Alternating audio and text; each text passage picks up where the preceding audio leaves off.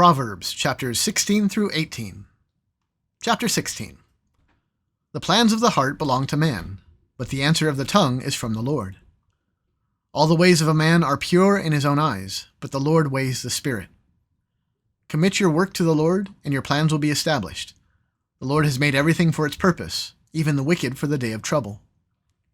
Everyone who is arrogant in heart is an abomination to the Lord. Be assured he will not go unpunished. By steadfast love and faithfulness, iniquity is atoned for, and by the fear of the Lord one turns away from evil. When a man's ways please the Lord, he makes even his enemies to be at peace with him.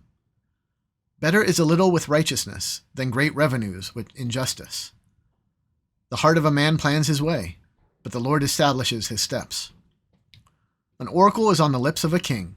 His mouth does not sin in judgment. A just balance and scales are the Lord's. All the weights in the bag are his work. It is an abomination to kings to do evil, for the throne is established by righteousness. Righteous lips are the delight of a king, and he loves him who speaks what is right. A king's wrath is a messenger of death, and a wise man will appease it. In the light of a king's face there is life, and his favor is like the clouds that bring the spring rain. How much better to get wisdom than gold? To get understanding is to be chosen rather than silver. The highway of the upright turns aside from evil. Whoever guards his way preserves his life. Pride goes before destruction, and a haughty spirit before a fall. It is better to be of a lowly spirit with the poor than to divide the spoil with the proud. Whoever gives thought to the word will discover good, and blessed is he who trusts in the Lord. The wise of heart is called discerning. The sweetness of speech increases persuasiveness. Good sense is a fountain of life to him who has it, but the instruction of fools is folly. The heart of the wise makes his speech judicious, and adds persuasiveness to his lips. Gracious words are like a honeycomb, sweetness to the soul and health to the body. There is a way that seems right to a man, but its end is the way of death. A worker's appetite works for him, his mouth urges him on. A worthless man plots evil, and his speech is like a scorching fire. A dishonest man spreads strife, and a whisperer separates close friends. A man of violence entices his neighbor and leads him in a way that is not good. Whoever winks his eyes plans dishonest things. He who purses his lips brings evil to pass. Gray hair is a crown of glory. It is gained in a righteous life. Whoever is slow to anger is better than the mighty, and he who rules his spirit than he who takes a city. The lot is cast into the lap, but its every decision is from the Lord. Chapter 17. Better is a dry morsel with quiet than a house full of feasting with strife. A servant who deals wisely will rule over a son who acts shamefully, and will share the inheritance as one of the brothers. The crucible is for silver, and the furnace is for gold, and the Lord tests hearts. An evildoer listens to wicked lips, and a liar gives ear to a mischievous tongue. Whoever mocks the poor insults his maker. He who is glad at calamity will not go unpunished. Grandchildren are the crown of the aged, and the glory of children is their fathers. Fine speech is not becoming to a fool, still less is false speech to a prince. A bribe is like a magic stone in the eyes of the one who gives it. Wherever he turns, he prospers. Whoever covers an offense seeks love, but he who repeats a matter separates close friends. A rebuke goes deeper into a man of understanding than 100 blows into a fool. An evil man seeks only rebellion, and a cruel messenger will be sent against him. Let a man meet a she-bear robbed of her cubs, rather than a fool in his folly. If anyone returns evil for good, evil will not depart from his house. The beginning of strife is like letting out water, so quit before the quarrel breaks out. He who justifies the wicked and he who condemns the righteous are both alike an abomination to the Lord. Why should a fool have money in his hand to buy wisdom when he has no sense? A friend loves at all times, and a brother is born for adversity.